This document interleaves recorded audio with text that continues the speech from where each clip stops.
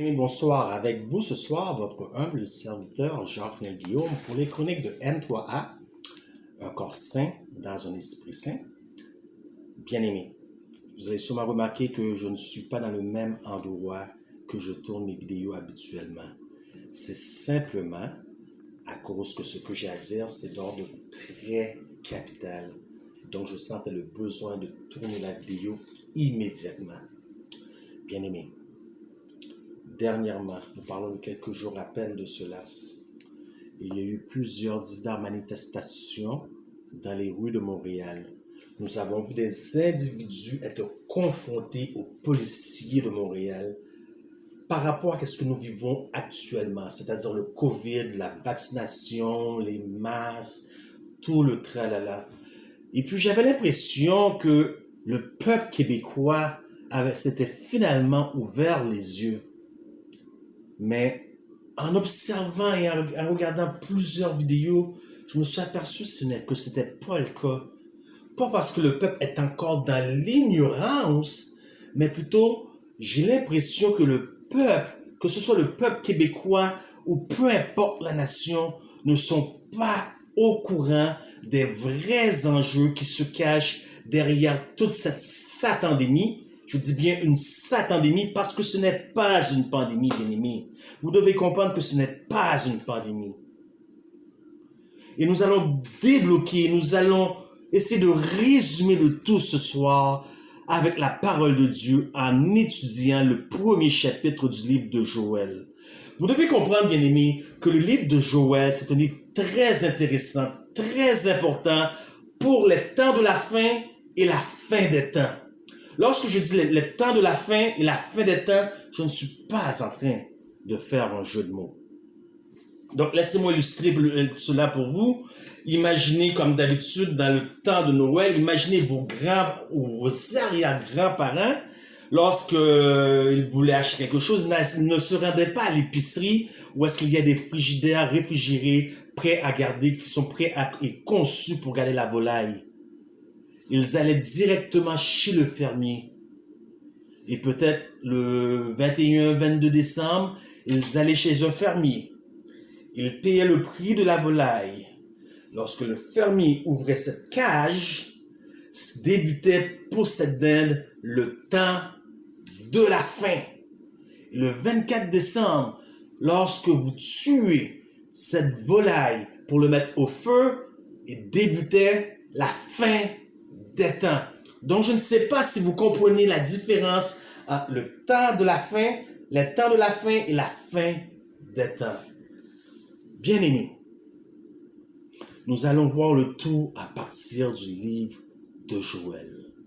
Maintenant, une lecture superficielle, que ce soit du premier, du second, du troisième chapitre de Joël, pourrait forcément porter le lecteur à croire aux mauvaises choses, à croire aux mauvais détails, à tirer les mauvaises conclusions. Prenons un exemple, le premier chapitre du livre de Joël.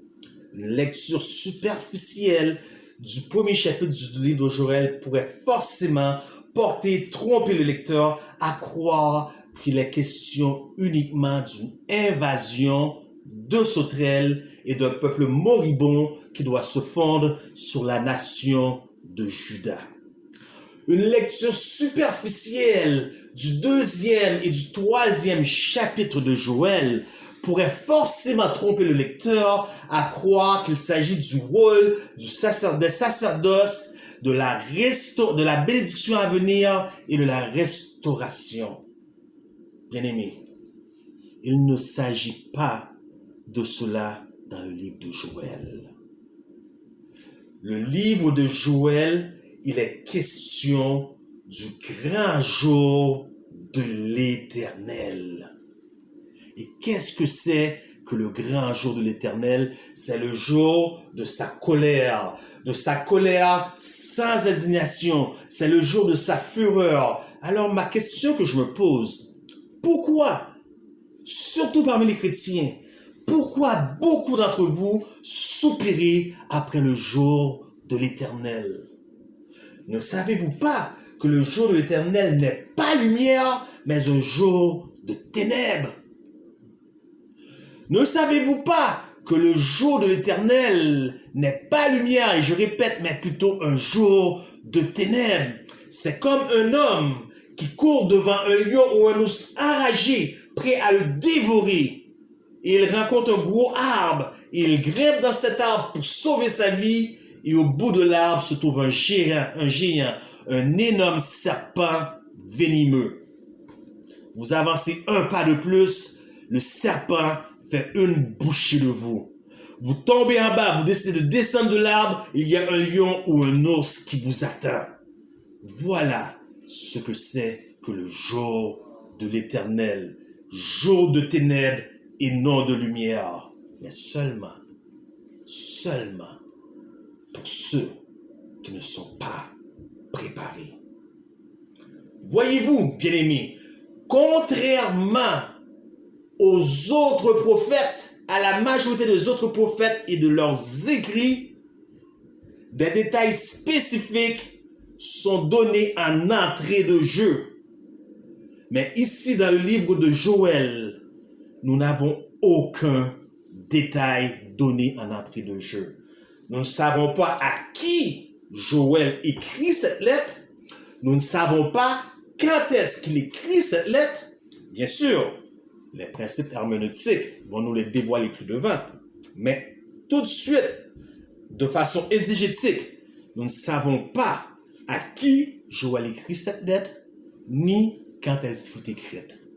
En d'autres mots, Joël appose une signature spécifique en bas de sa lettre et non en haut de sa lettre, disant à tout bon entendeur, salut. Disant, vous aurez été avertis.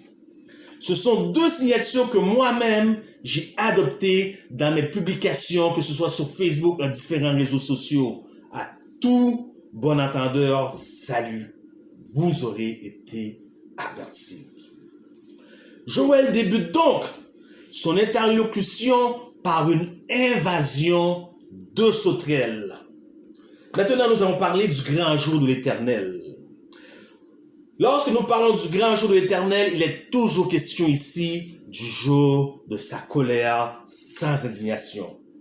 Cependant, bien-aimés, l'Éternel ne frappe jamais, et je répète, l'Éternel ne frappe jamais sans préalablement faire un jugement investigatif. Et ce jugement investigatif, bien-aimé, selon 1 Pierre 4, 17, ce jugement investigatif commence toujours et simplement par la maisonnée de Dieu lui-même. En d'autres mots, ce jugement commence uniquement et ce jugement est fait uniquement pour son peuple. Et bien aimé, à travers de tout ce que nous voyons depuis l'année 2020, et je pourrais même dire depuis décembre 2019, toutes les calamités, Dieu est en jugement avec son peuple présentement. Dieu est en train de nous parler au travers de ce qui se passe, que ce soit COVID-19, masque obligatoire, vaccination. Dieu est en train de parler à son peuple et son peuple joue la sourde oreille parce que son peuple dort au gaz. Et certains d'entre vous disent, d'abord, si ce jugement s'adresse uniquement au peuple de Dieu, ne vous y trompez pas. Si le jugement commence par le peuple de Dieu, quel sera donc le sort de ceux qui n'ont pas cru? Voyez-vous l'importance du message que Joël apporte au peuple? Quel sera donc le sort de ceux qui n'ont pas cru? Comme j'ai dit, Joël débute son interlocution par une invasion de sauterelles. Ces sauterelles, bien-aimés, étaient utilisées en présage pour le jugement de Juda, pour sa désobéissance. Voyez-vous, l'Éternel, il y a une limite à ce que Dieu peut endurer. tôt ou tard, Dieu dit, c'en est fait. Et voilà, un jugement s'abat.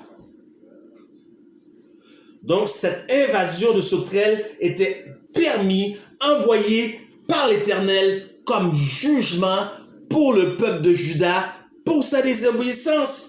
Car ces sauterelles présageaient des invasions, une suite ininterrompue d'invasions militaires.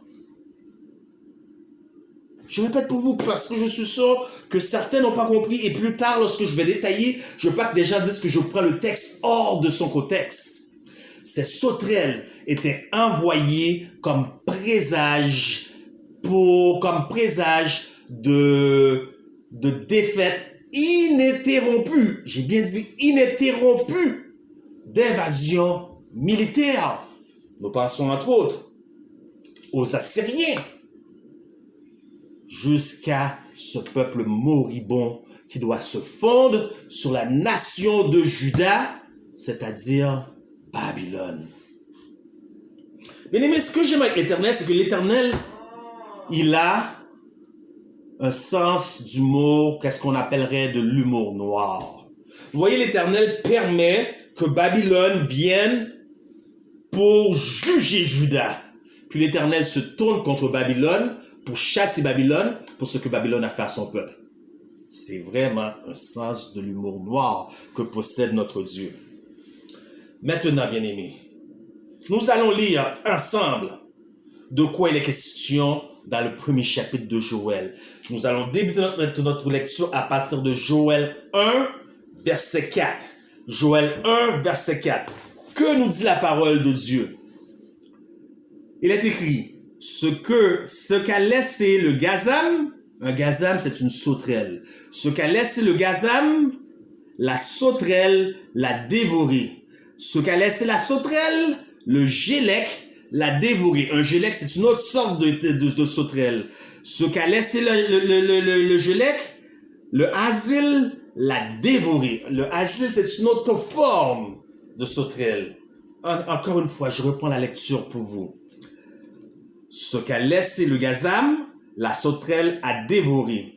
Ce qu'a laissé la sauterelle, le gélec l'a dévoré. Ce qu'a laissé le gélec, le asile l'a dévoré. Que nous dit donc Joël? Bien-aimés, laissez-moi vous dire ce que Joël nous dit exactement. Voici ce que nous dit le prophète Joël. Ce que le coronavirus a laissé, le confinement a dévoré. Ce que le confinement a laissé, le port du masque obligatoire a dévoré. Ce que le port du masque obligatoire a laissé, le changement climatique a dévoré. Ce que le changement climatique a laissé, l'encyclique papale Laudato Si a dévoré. Ce que l'encyclique papale Laudato Si a laissé, le sabbat écologique de Green Sunday a dévoré. Ce que le sabbat écologique de Green Sunday a laissé, le common good a dévoré. Ce que le common good a laissé, le grand reset a dévoré. Bien-aimés, demandez à votre premier ministre, Justin Trudeau, au cas où vous aurez l'intention ou vous aurez la tendance de croire que j'invente des choses. Demandez à votre premier ministre Justin Trudeau qui vous dira que le COVID-19, coronavirus, cette satandémie, je dis bien satandémie parce que ce n'est pas une pandémie, c'était une excuse, un prétexte pour amener le Canada et le monde entier à suivre comme le monde entier, à suivre pour amener un grand reset. Bien-aimés, lorsque nous parlons de grand reset, nous parlons, les jeux sont faits, les cartes sont mises sur la table, nous parlons maintenant, nous rentrons officiellement dans l'ordre du nouvel ordre mondial, nous parlons maintenant officiellement de globalisation. Voilà, demandez-le à Justin Trudeau, il vous dira lui-même Ce n'est pas pour rien que maintenant au Canada, nous avons des camps de concentration comme Guantanamo, comme le camp de Guantanamo que Barack Obama n'a jamais voulu faire fermer, où les gens sont retenus contre leur gré, les preuves de leurs accusations sont retenues contre leur gré. Guantanamo, nous avons des camps exactement comme ça pour le COVID. Tous vos droits sont bafouillés. Voilà là où nous en sommes. Bien-aimés, lorsque, comment il s'appelle encore là, le petit président qui semble être un pédophile là, il vient d'être élu là, le président des États-Unis là. Peu importe, ça va me revenir. Joe Biden, merci à notre caméraman, Joe Biden. Lorsque Joe Biden a été élu, il a reçu un appel du pape François le félicitant. Bien aimé, le message de ce soir n'est pas sur Joe Biden, n'est pas sur les élections des États-Unis. La question dont je vous pose, il le félicitait parce que beaucoup de gens disent, et même des prédicateurs de la vérité présente disent, parce que maintenant nous avons un président catholique qui peut marcher main dans la main avec le pape. Peu importe que le président soit catholique, bien aimé. Donald Trump a accompli beaucoup plus au niveau prophétique pour le pape que Biden aurait pas accompli. Et pourquoi on a on essaie de tout faire pour ne pas remettre Donald Trump au pouvoir? Savez-vous pourquoi? Parce que Donald Trump est contre la globalisation. Voyez-vous, tous les présidents de ce monde sont unis, marchent main dans la main pour la globalisation. Et ce n'est pas pour rien Donald Trump avait vu tout cela. Qu'est-ce que je dis? Ce que le lait a laissé, le asile a mangé, tout blablabla. Donald Trump a vu tout ça. Et Donald Trump a sorti les États-Unis de l'accord de Paris. Et s'il est réélu, parce qu'il avait été élu, selon les votes bien sûr, mais selon une prédiction des Simpsons, et les mêmes prédictions des Simpsons qui ont voté, qui ont prédit l'élection de Donald Trump, c'est-à-dire 16 ans avant même que cela arrive, ont aussi prédit son assassinat. S'il est donc réélu, combien de temps sera-t-il au pouvoir? Mais nous savons tous que malheureusement Donald Trump est une marionnette. Il semble maintenant changer son fusil d'épaule pour avoir l'appui du pape et être réélu. Donc ça reste à venir. Donc c'est ce que je dis, ce que le common good a laissé, le grand reset a dévoré. Est-ce que vous commencez à comprendre l'enjeu spirituel derrière la satandémie? Et ce que le grand reset va laisser, maintenant je ne dis pas ce que le grand reset a laissé, mais plutôt va laisser, parce que ça va se faire dans un futur proche. Et je peux vous faire une seule garantie. Je peux vous donner une seule garantie, bien-aimés. C'est que ce futur est tellement proche que ce sera de votre vivant à tous. Tous et chacun de vous aura l'opportunité de voir ce grand futur. Donc, ce que le grand reset va laisser sera dévoré par quoi? Par la grossesse de la terre. Un instant. La grossesse de la terre. La terre est enceinte.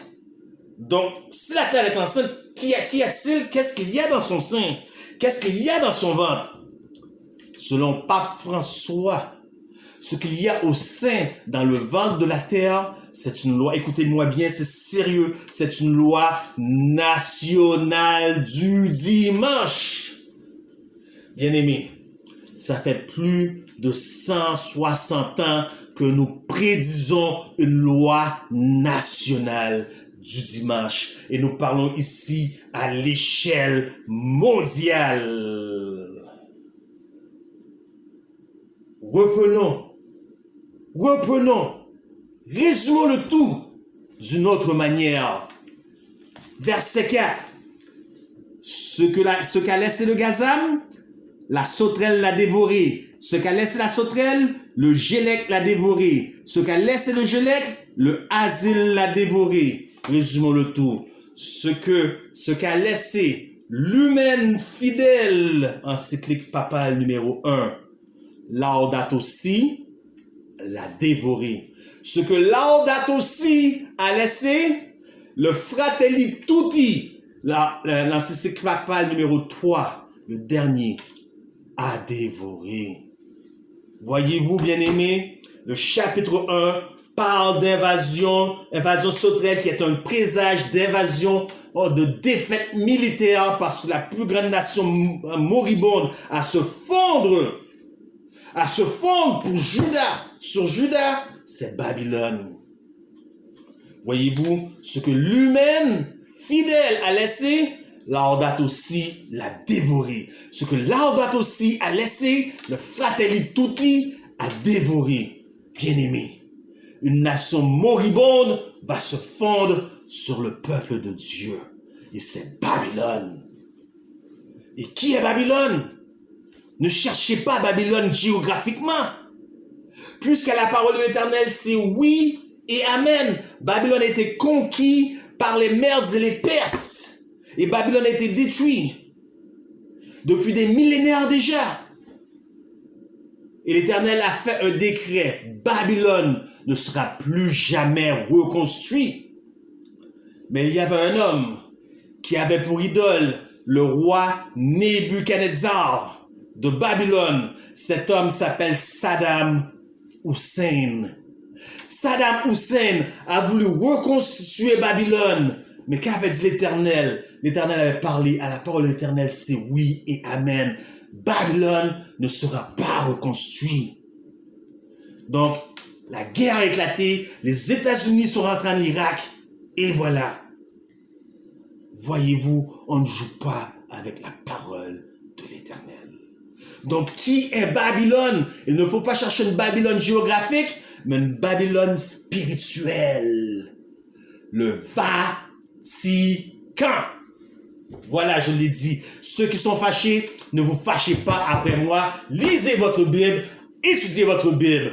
Le Vatican. D'ailleurs, l'ex-président israélien, comment il s'appelle? Shimon Peres a déclaré: ce que nous avons de besoin, ce n'est pas des Nations Unies, mais des religions unies. Et Pape François est le seul homme respectable capable de nous amener à cela. Et le Pape François s'est déclaré lui-même le chef de l'ONU et des actions des Nations Unies. Babylone s'en vient. Mais, bien aimés, vous devez comprendre que nous avons débuté notre lecture, notre étude au verset 4. Au verset 4. Nous n'avons pas lu le verset 1. Nous n'avons pas lu le verset 2. Nous n'avons pas lu le verset 3. Mais verset 1, on peut le laisser de côté. Allons maintenant à partir du verset 2. À partir du verset 2 et 3. Parce que nous avons débuté au verset 4. Lisons ce que nous dit. Je vais me rapprocher de la caméra pour la lumière. Il a dit: écoutez ceci, vieillards. Prêtez l'oreille, vous tous, habitants du pays. Rien de pareil est-il arrivé de votre temps? Bien-aimés, avons-nous vu une satandémie d'ampleur mondiale comme nous le voyons aujourd'hui? Il dit: rien de pareil est-il arrivé à votre temps ou du temps de vos pères? Écoutez qu'est-ce que dit le prophète Joël dit: racontez-le à vos enfants et que vos enfants le racontent à leurs enfants et leurs enfants à la génération qui suivra. Joël dit: écrivez-le. Il s'est jamais arrivé une chose comme ça s'est jamais fait. Ça s'est jamais produit. C'était pour le temps de Joël, bien sûr. Mais n'oubliez pas, à qui s'adresse la lettre de Joël? Ce n'est pas écrit. Quand est-ce que ça a été écrit? Ce n'est pas mentionné. Donc, Joël parle à tout bon entendeur salut. Mais cependant, l'Ecclésiaste, Salomon, fils de David, nous dit qu'il n'y a rien de nouveau sous le soleil. Regardez dans quelle situation nous vivons actuellement. Rien de cela ne s'est-il produit auparavant. Laissez-moi vous dire que oui. Donc, lorsque Joël dit, racontez-le à vos enfants, à vos petits-enfants, c'est dans le but qu'on s'en souvienne. Mais nous, les hommes, nous avons une mémoire fragile. Nous oublions vite. Alors, allons voir dans l'histoire ce qui s'est passé. La grippe espagnole.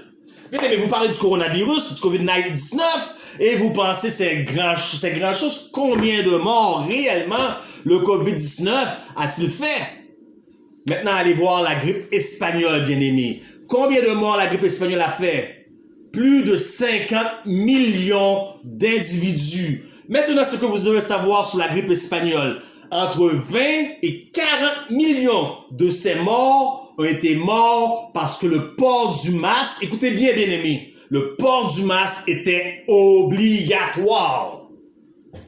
Qu'est-ce qui se passe lorsque le port du masque est obligatoire? Voyez, j'ai ma main ici comme une représentation de masque. Qu'est-ce qui se passe?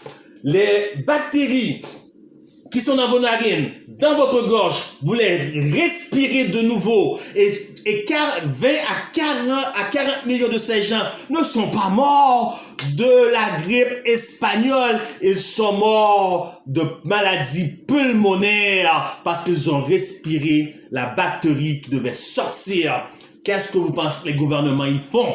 Et pourquoi ils le font? Ils vous forcent à respirer et voilà pourquoi autant de gens meurent de maladies pulmonaires. Voilà pourquoi le COVID-19 affecte les poumons, affecte l'intérieur et vous empêche de respirer. 20 à 40 millions de gens qui sont morts de maladies pulmonaires. Voilà qu'est-ce qui se passe. Et il y a d'autres choses aussi. Bien aimés. Comme je dis, nous commençons par le verset, nous commençons par le verset 2 et 3, qui nous parle de raconter à nos enfants, parce qu'on oublie. Mais aussi dans le contexte du COVID-19, bien aimé, il y a aussi la nourriture. Écoutez, nous avons connu ça au mois de mars-avril, et nous avons même vu, je crois, à la fin mars, les épiceries. Ça a commencé par le papier de toilette, bien sûr, mais la nourriture, je le sais moi-même, je me suis rendu au Super C en face de chez moi pour faire une commande. Je suis rentré avec $100. J'ai acheté à peine pour $10, car tout ce que j'avais de besoin était déjà parti. Il va y avoir, bien aimé, une famine mondiale qui va s'abattre.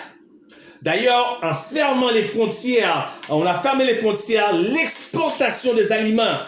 Bienheureux, ceux qui ont appris à manger santé, ceux qui ont appris à manger local plutôt qu'à apprendre à manger longue distance. Donc, il y a des fruits, des légumes qu'on ne retrouve pas dans certaines saisons. Mais au supermarché, on les retrouve à cause de l'exportation. Mais lorsqu'on a fermé les frontières, bien aimés, c'est autre chose. Bien aimé, cette maladie, cette crise, selon mes recherches, voilà ce que disent l'Amérique latine et les Caraïbes représentent à eux seuls 1/3 des nations affectées. D'après le World Food Programme, 690 millions de personnes n'ont pas suffisamment à manger et nous parlons dans le temps du COVID à cause du COVID-19 et ils prévoient que 150 millions vont se rajouter bientôt à eux. Maintenant, la nourriture c'est important. C'est tellement important que les mondains sont au courant et vous qui vous dites chrétiens, qui lisez votre Bible, vous dormez au gaz. Écoutez bien la stratégie de Bill Gates. Avant de parler de Bill Gates, j'aimerais parler de Adam et Ève. Ils ont été séduits par quoi? De la nourriture. Jésus a passé 3 tentations dans le désert. Quelle était la première tentation? La nourriture. La nourriture. Donc, le plan de l'élite va commencer aussi par la nourriture, bien-aimés. Notez, lorsque Jésus était dans le désert, Satan ne s'est pas présenté à lui lorsqu'il rentra dans le désert, mais lorsque Jésus avait déjà fait presque 40 jours, il n'avait plus d'excuses. Satan savait qu'il avait faim. Et le fait d'avoir faim, les études démontrent que les enfants qui vont à l'école sans déjeuner ne peuvent pas se concentrer, ont des moins bonnes notes que les enfants qui déjeunent. Donc Jésus avait faim, sa faculté de concentration était moindre. Donc c'était plus facile pour Satan de le déjouer, de l'amener dans la tentation. Alors Satan a débuté sa tentation par la nourriture. Donc il y a beaucoup de gens qui parlent, qui disent ceci, cela, moi le vaccin je le prendrai jamais. Je ne prendrai jamais de vaccin, moi je suis rebelle, vous pouvez faire toutes les manifestations dans les rues de Montréal. Mais Bill Gates sait que le jour où vous avez vraiment faim, vous allez vous faire vacciner. Parce que vous savez ce que Bill Gates a dit, et je cite pour vous dans ces mots, excusez mon langage cru, que tous soient vaccinés ou qu'ils crèvent de faim. Citation de Bill Gates. Bien-aimés, ne prenez pas ma parole. N'écoutez pas ce que je dis. Allez faire vos recherches vous-même. Allez voir vous-même. D'ailleurs, cette histoire de vaccin, vous devez savoir qu'est-ce que c'est. Qu'est-ce que c'est ce vaccin, le COVID-19? Apocalypse 13 nous parle de la bête. Il nous parle de la marque de la bête, du nombre de la bête, de l'image de la bête, et Apocalypse 15 nous dit que vous devez avoir la victoire sur l'image, sur la marque, qui est une loi nationale du dimanche, et sur le nombre, qui est 666. Demandez à plusieurs personnes, surtout les adventistes, qu'est-ce que c'est le 666. Ils vont vous dire c'est la marque d'autorité du pape qui est Vicarius Fidei Dei, et ajoutez un chiffre romain à chaque lettre, vous arrivez exactement à 666. Mais contextualisez-le, bien-aimé. Qu'est-ce que ça veut dire? Beaucoup de gens sont capables de le dire. 666, la Bible dit c'est un nombre d'hommes. Donc c'est la manière dont les hommes vont faire pour amener cette loi nationale du dimanche. L'esprit de prophétie nous dit que le 666 va devenir, plus que nous avançons vers la fin, va devenir de plus en plus clair et presque visible dans toutes les choses. Est-elle visible? Allons voir la patente, parce qu'un vaccin, ça prend une patente, donc un brevet en français. Et le vaccin, un brevet dure 20 ans. Donc le brevet de Bill Gates pour le vaccin, ça a été déjà fait, mais il a dû le renouveler. Il l'a renouvelé au mois de mars 2020 à l'Institut Louis Pasteur. Et regardez le numéro de brevet 06 06 06. Enlevez-moi les zéros. Qu'est-ce que vous avez? 6 6 6. N'est-ce pas là une Satan déni? Et qu'est-ce qui se passe dans ce brevet? Ce brevet, d'après ce que Bill Gates nous dit et ce que le brevet démontre, ce brevet est une crypto-monnaie à partir des activités corporelles. Une crypto-monnaie. Bien aimé, comprenez-vous que nous sommes dans la globalisation? Comprenez-vous que nous sommes dans un grand reset? Comprenez-vous que ce n'est pas vos manifestations dans les rues de Montréal devant les policiers qui vont impressionner, parce que les vrais enjeux sont spirituels. Et qu'est-ce qu'il y a? Quels sont les ingrédients qu'il y a dans ce vaccin? Je lis pour vous, bien-aimés, le Tchad 0X1. Qu'est-ce que c'est le Tchad 0X1? Écoutez bien, c'est la recombinaison moléculaire modifiée en laboratoire. Allez voir, faites vos recherches, je n'invente rien. Je répète pour vous, le Tchad 0X1, c'est la recombinaison moléculaire modifiée en laboratoire. En d'autres mots, c'est ce qu'on se sert pour faire du clonage. Il y a des cellules de bébés avortés. Il y a plusieurs autres choses. Mais je l'ai dit souvent, bien aimé.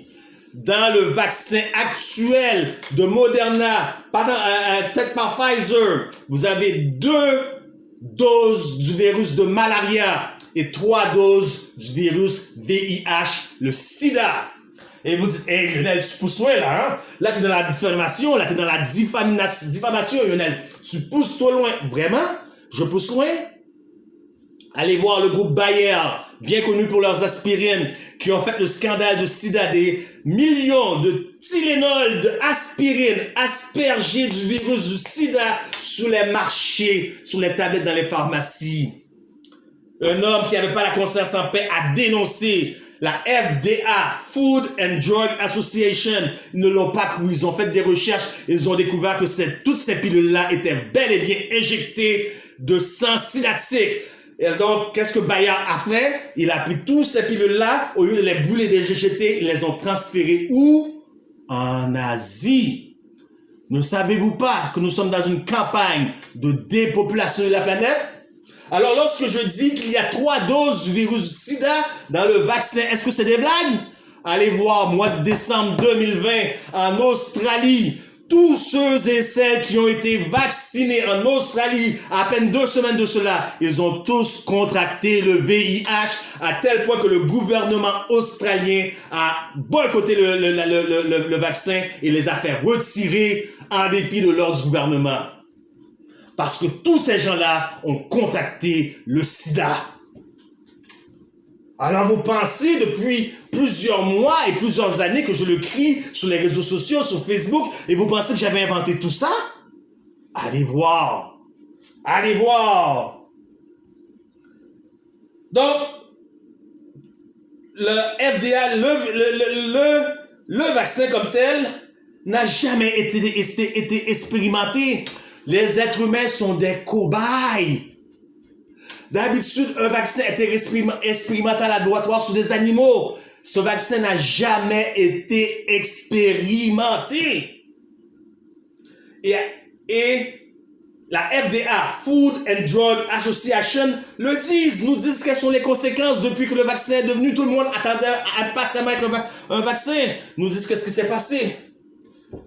2 participants, après avoir été vaccinés, sont morts. 4 autres sont morts le 8 décembre 2020. Jérusalem Post. Je vous donne la référence. Vous pouvez pas dire que j'invente. 4 autres sont morts le 10 décembre. La FDA. Je n'invente rien. Un prêtre catholique volontaire pour l'essai du vaccin a eu la mort subite dans sa maison après le vaccin. Mais les médias, ils vous en parlent pas et vous êtes naïfs. Vous gobez tout ce que TVA vous dit. Vous gobez tout ce que les animateurs, les journalistes vous disent. Journal de Montréal, Journal du Québec, Le Soleil, la presse. Vous gobez tout et puis vous marchez dans les rues, mais vous ne connaissez pas les vrais enjeux. Le président de Pfizer, il a 59 ans. Et qu'est-ce qu'il dit? Moi, je suis en santé. Moi, je ne prendrai jamais ce vaccin-là. Et pourtant, il le donne à tout le monde. Mais lui, il refuse de le prendre. C'est drôle, hein? C'est drôle, c'est le président de Pfizer, puis il refuse de prendre le vaccin. Allez voir. Allez voir mes citations. Allez voir si j'invente ou si j'ai fait des recherches. Allez voir. Quels sont les risques? Selon la FDA, encore une fois, les risques de ce vaccin-là. La mort. La mort, premièrement. Affecter la grossesse. L'arthrite. Des paralysies. Et j'en passe. Et j'en passe. Et j'en passe. Bien-aimés, c'est sérieux. Ce que le gazam a laissé, la sauterelle a dévoré. Ce que la sauterelle a laissé, le gélec l'a dévoré. Ce que le gélec a laissé, le asile a dévoré. Tout ça, excusez-moi, tout ça pour amener un peuple moribond qui va se fondre, c'est-à-dire Babylone. Vos droits et libertés sont compromis, bien-aimés. Et vous dites, mais non, les gouvernements, les ministres vont dire, mais non, nous respectons la charte des droits et libertés de la personne. Et vous croyez ça? Ils vous disent, on ne forcera pas personne à vacciner. Vraiment? Parfait. On ne forcera pas personne à être vacciné. Mais comment ça se fait? Si vous n'avez pas un carnet qui prouve que vous avez été vacciné, bien-aimé, vous ne pouvez pas acheter, vous ne pouvez pas vendre, vous ne pouvez pas prendre l'avion, vous ne pouvez pas voyager. Vous ne pouvez pas mettre de gaz dans votre essence. Vous ne pouvez pas rentrer dans un magasin. Hey! Bien-aimés, voyez-vous le sérieux de cette satandémie? Ça va beaucoup plus loin que ça. Maintenant, vous avez appelé un numéro en ligne et on vous envoie une boîte par UPS de plaster. Et vous mettez ce plaster sous votre peau et vous êtes vacciné. Et vous dites, pourquoi tu appelles ça une satandémie? Parce qu'on vous parle tout le temps de Moderna, de Pfizer. Mais combien de vous saviez qu'en arrière de ce vaccin, il y a une compagnie qui s'appelle Luciferase? Hey! Faites vos recherches. Luciferase. Voilà ce qui active des lumières lumineuses dans votre corps et grâce au 5G, vous êtes détectable partout dans le monde, peu importe là où vous vous cachez. Si vous approchez 5 mètres d'une personne qui est vaccinée et que vous n'êtes pas vacciné, cette personne reçoit une alarme sonore. Vous ne pouvez pas vous fuir n'importe où. Vous êtes dans une situation échec et mat. Voyez-vous que l'enjeu, c'est beaucoup plus grand que de parader dans les rues de Montréal. Vous êtes dans une situation échec et mat. Et quelle est donc la solution? Joël nous donne la solution et c'est ce que nous allons voir dans notre prochain épisode, dans notre prochaine vidéo, je dois dire. Nous commençons à trouver cette solution à partir du verset 13. Sacrificateurs, saignez-vous et pleurez. Lamentez-vous, serviteurs de l'autel. Venez, passez la nuit, revêtus de sac. Excusez-moi, revêtus de sac, serviteurs de mon Dieu. Verset 14. Publiez un jeûne, une convocation solennelle. Assemblez les vieillards,